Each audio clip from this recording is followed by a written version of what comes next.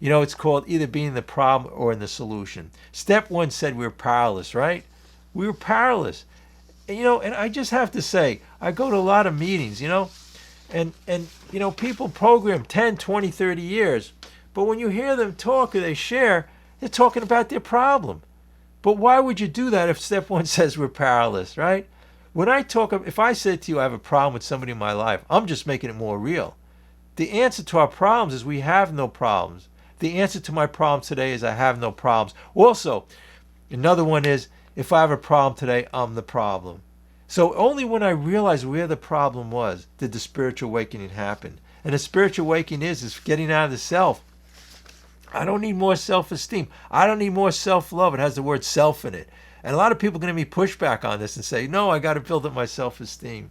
No, when you bring God into your life, we were created to be blissful, joyous, and happy. Again, the example of puppy dog or child. But no, as we grew up, I got this great reading that explains the whole thing here. This is what I wanted to tell you. And this explains, if you can get this one understanding of this, it happens to be in our big book, of course. We need 600 pages.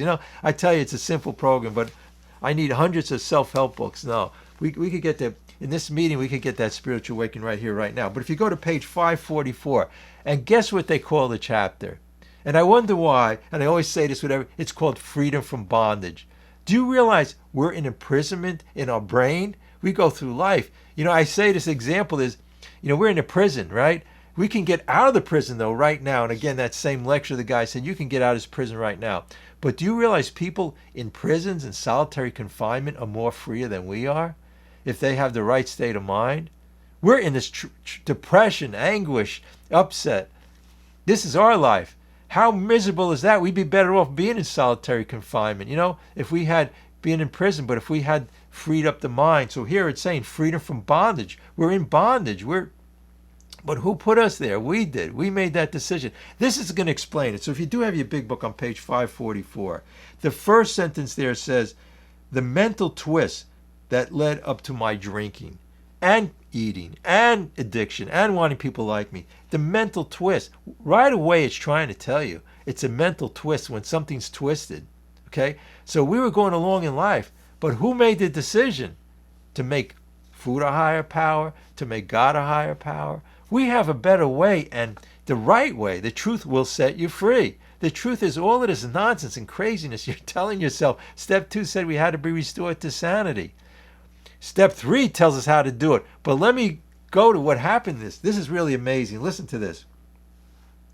It goes on to say, on the next paragraph, the last sentence says, I never did react normally to any emotional situation. So right here, it's giving us a gift here. It's telling us, this person's saying, they did not react normally.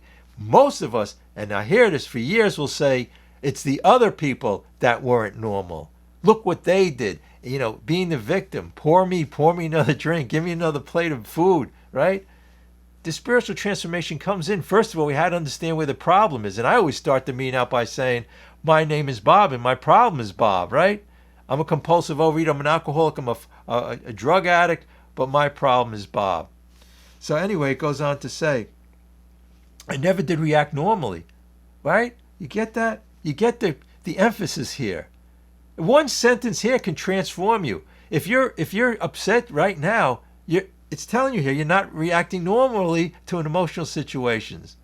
We have this. Forget about all the emotions and anger and fear and all of that. Don't try to figure it out. A crazy person, a crazy mind. My best thinking got me here, right? So here it's saying, this is really interesting because it's telling us this is our society here. The medical profession on page 544 would probably tell me I was conditioned for alcoholism by the things that happened to me in childhood. So how many times have people told you, experts and other people and yourself, that this is because of what happened to you in my childhood? Now we're going to get the spiritual liberation, the freedom from bondage, if you listen to the next sentence or two. We could even, I tell you, we could end the meeting now. If you don't have to wait 10, 20, 30 years. You could be happy and joyous right now. It says, and I am sure they were right as far as they go. They had something to say, but this guy is figuring out as far as they go. So here he's sort of saying that these people who are revered and well respected, he's sort of questioning it, you know, in our society, questioning things. My whole life was based on materialism, what people told me I had to do better than others. It's only when I hit bottom, I questioned that philosophy because I knew, like all of us here, look, most of us here were miserable, irritable, depressed, you know, at the jumping off point, as Bill talks about, right? Because we thought this way. So anyway, with the intellect, we can figure it out, right? But AA, attitude adjustment, I call it, had taught me that this is the key here. And the next few words are in italics. It was the result of the way I reacted to what happened to me as a child. Do you understand the concept here, the transformation, the spiritual awakening? It was me. That was my spiritual awakening when I realized it was my thinking and the way I react. You know, perception is 95% of the problem. Do you realize that in your life? It's your perception of the problem. 95% of it is your attitude. Things can go on around you. You know, and it says in that psalm, the earth could shake, the valley of death. And our serenity prayer says the same thing, but only if we accept it. This is a sorry, sorry world. You know, you go out and enjoy the world, but understand it's only pleasure we get. We try to get, you know, we all want to be happy, but we're all looking like the guy climbing Mount Everest. Hey, think about it right now. When you're upset, you're trying to manipulate in your mind, I call it planning the past or regretting the future. You get that? Planning the past or regretting the future? Does that make any sense to anybody here? We could be in the eternal... Look, who knows? The past could be an illusion. We only have the eternal present. So if you're thinking and worried about, which a lot of you are right now about something, know the truth from the false. Look, go out during the day and be depressed and upset, but know the truth is it's nonsense. That will take 50% of it away, right?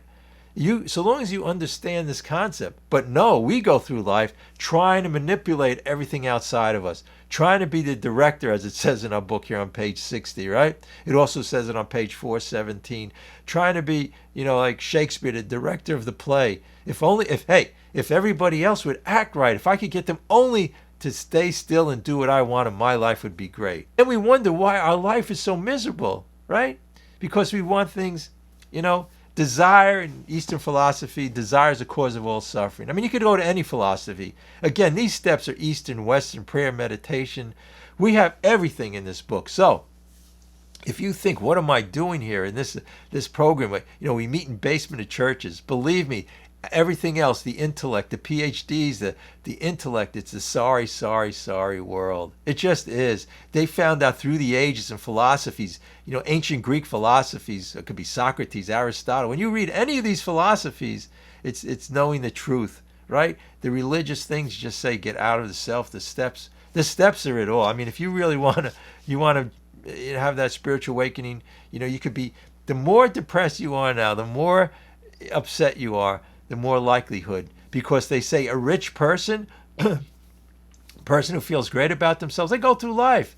You know, these so-called, quote, normal people, when I was very upset and I came in this program, but after working these steps, when I observe them, I see them running around, you know, trying the carrot after the stick, whatever it is, right? We have that transformation. We could sit and, like that guy said, he said he could be as happy on his couch as somebody who's goes out and wins the lottery, climbs Mount Everest or whatever it is. We could be that joyful and happiness. The source is in here. No, we're looking for it on outside of ourselves. You know, we got all of these self-help books. We're trying to figure it out. You know, it's letting go, letting a higher consciousness.